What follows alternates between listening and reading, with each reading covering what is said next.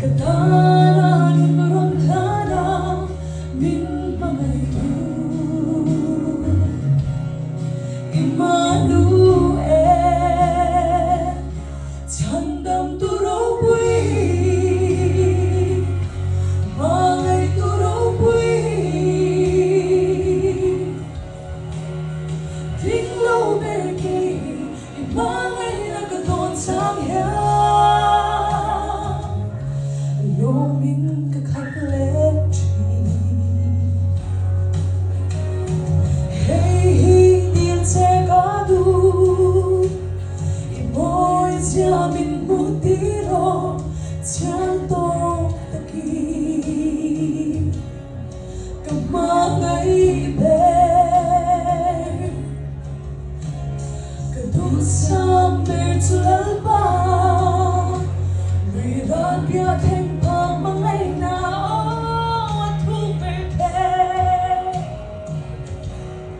Mintimtiro Tandang turupui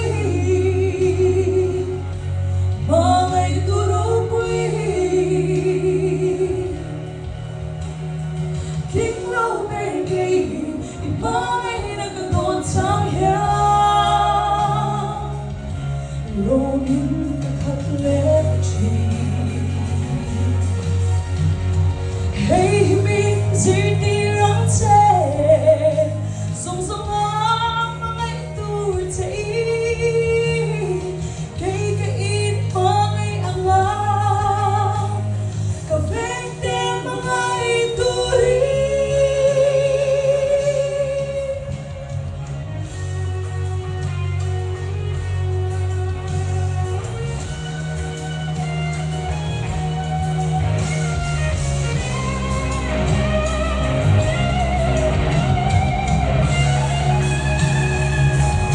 Tandang turupui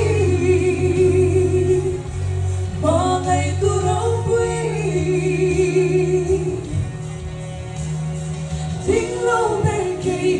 Imangay nagagonsang